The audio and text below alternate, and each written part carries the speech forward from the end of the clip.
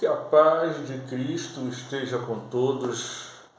Estamos agora no terceiro e último vídeo referente ao capítulo 20 de Apocalipse. Falamos nesse capítulo sobre a prisão de Satanás, falamos sobre o milênio, falamos sobre a revolta, final de Satanás, e agora estamos falando sobre o grande trono branco, mais conhecido por o juízo final, o fim de todas as coisas. Nós estaremos falando a partir do versículo 11 de Apocalipse, capítulo 20.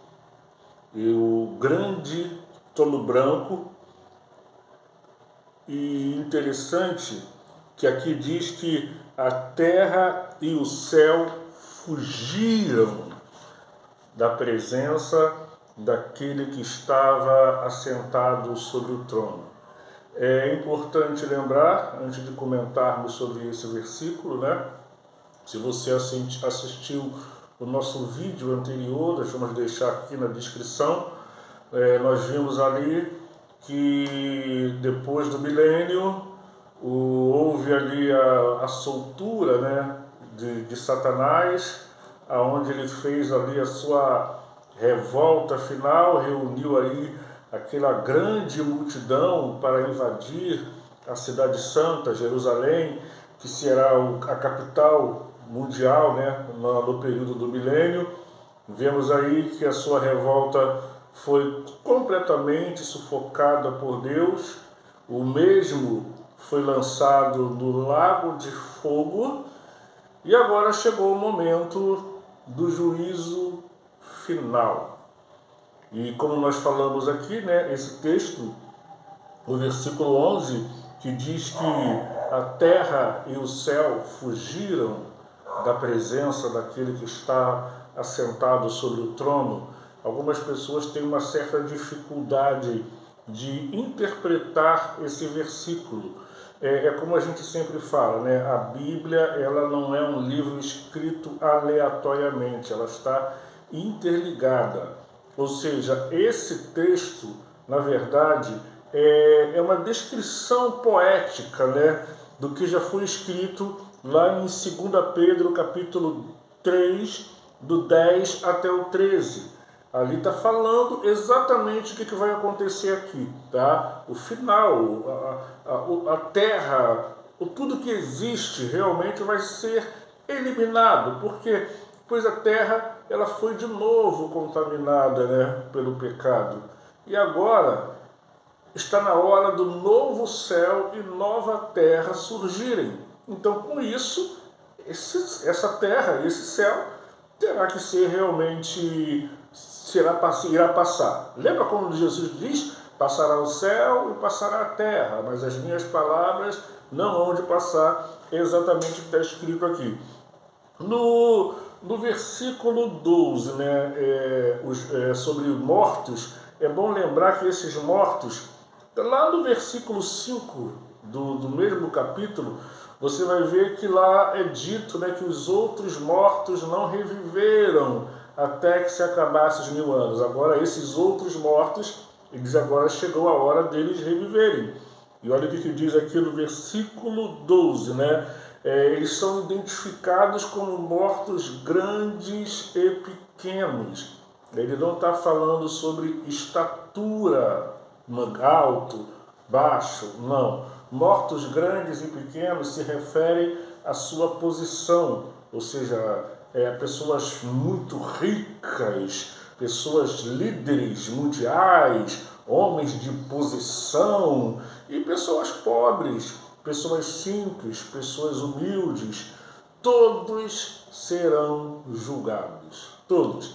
As pessoas que morreram sem Cristo, aqueles que também morreram durante a grande tribulação, pessoas e muitos, todos eles nesse momento serão ressuscitados, para que sejam julgados. Observem que está dizendo no texto, que abriu-se os livros, e abriu-se o outro livro, que é o livro da vida. Esse livros, no plural, se refere ao livro das obras dos homens. Tudo que nós fazemos aqui nessa terra, por meio do nosso corpo, é tudo registrado no céu. Tudo. E lá não vai ter o que nós conhecemos, o jeitinho brasileiro, aonde será dar um jeitinho de escapar, não. É o justo juiz que estará julgando. Então, tudo que você faz aqui nessa terra é anotado nos livros lá no céu. E existe também o livro, que é chamado o livro da vida. Ou seja, vai pegar tudo que você fez, suas obras. Fez isso, você roubou, você matou, você se prostituiu, você adulterou. Enquanto há vida, há esperança. Jesus, ele tem o poder de purificar os seus pecados e fazer de você uma nova criatura e levá-lo para o céu. Tá bom? Mas a partir do momento que você morre no seu pecado, aí é só aguardar o dia do juízo final. Então, tudo que você fez está anotado naquele livro. O resultado, bom, se você fez isso, fez aquilo. Vamos passar agora para o livro da vida. Quando ele vai procurar, seu nome não consta aqui. Seu nome não consta aqui. Você já imaginou? E essa questão de livro da vida não é uma coisa nova, não, tá? Não sei se você que já estudou a Bíblia ou já escutou alguém pregar, o próprio Moisés, lá no passado, lá no livro, lá atrás, livro de Êxodo, se lembra de falar em memória, de qualquer forma, eu vou deixar o versículo aqui para você ler. O próprio Moisés, ele chegou a uma certa ocasião, quando Deus queria destruir, né, aquele povo. O que Moisés fala? Não, se for assim, risca o meu nome do livro da vida. Então você veja que já lá no livro de Êxodo, lá no Antigo Testamento, já se falava do livro da vida. O versículo 13 e o versículo 14, ele está falando sobre deu o mar os mortos que nele havia. A gente sabe que hoje o oceano, na verdade, ele praticamente é um túmulo, né? De muitas pessoas que morreram afogadas e seus corpos não foram encontrados. E hoje o oceano é tido como um túmulo. E o inferno também deu os mortos que nele havia. Aqui está uma dificuldade devido à tradução, né? Algumas traduções constam inferno.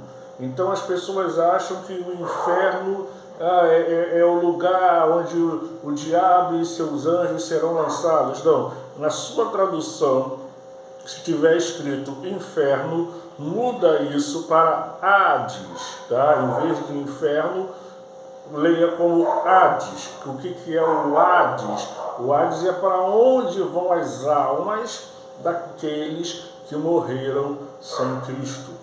Estão indo diretamente para o Hades. É só você se lembrar daquela passagem do rico e Lázaro.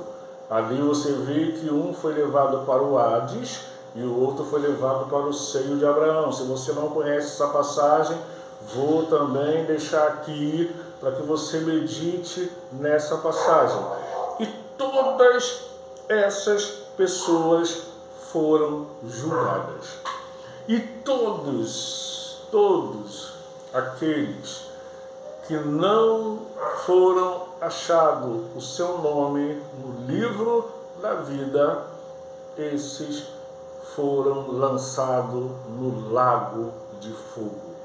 Quando você lê aí, o inferno foi lançado do lago de fogo, está falando sobre o Hades sendo lançado no lago de fogo. A morte, né? A morte, como diz aí também, foi lançada no lago de fogo. É só a gente lembrar do versículo que o apóstolo Paulo diz, vou deixar aqui também para você meditar, que o último inimigo a ser vencido é exatamente a morte. Então aqui é o fim. Aqui acaba tudo. Vemos como Deus ele é misericordioso. Ele dá uma chance ao homem. Durante a grande tribulação, Deus deu uma chance ao homem. Durante o milênio, Deus deu uma chance ao homem. Mas o homem por si só é rebelde. Por mais que ele tenha oportunidades, ele não aproveita. Então agora chegou o fim de tudo. E já nos próximos capítulos, já estaremos encerrando o livro de Apocalipse, nós estaremos falando sobre o estado eterno, ou seja, a eternidade. A gente sabe que a Bíblia ela não oferece muitos detalhes sobre a eternidade, e isso gera muita dúvida. Mas nós vamos tentar passar alguma coisa de acordo com o que nós temos lido na Bíblia. Eu tenho aqui várias perguntas, tá? Várias perguntas sobre o céu. Eu não vou responder essas perguntas agora, e eu vou até fazer o seguinte, eu também não vou responder essas perguntas nos 2 próximos vídeos. Não, eu vou gravar, quando acabar o livro de Apocalipse, nós vamos gravar um último vídeo com essas perguntas que as pessoas estão fazendo em relação ao céu. Então, aguardem aí no próximo vídeo, estaremos falando aí sobre o estado eterno, o novo céu, a nova terra, o paraíso, O paraíso, a promessa de Jesus aos seus discípulos, lembra lá em João capítulo 14, não se turbe o vosso coração, credes em Deus, credes também em mim, na casa de meu Pai há muitas moradas, e se não fosse assim, eu vou teria dito, vou preparar-vos lugar, e se eu for e vos preparar lugar, voltarei e vos levarei comigo, para que aonde eu estiver, estejai vós também. Amém? Então, nos aguardem aí no próximo vídeo, estaremos falando sobre o céu, a nova Jerusalém, o novo paraíso, a morada de Deus. O que a Bíblia diz que terá lá? O que nós vamos encontrar lá no céu? Isso estaremos falando no próximo vídeo. Até lá e que Deus os abençoe em nome de Jesus.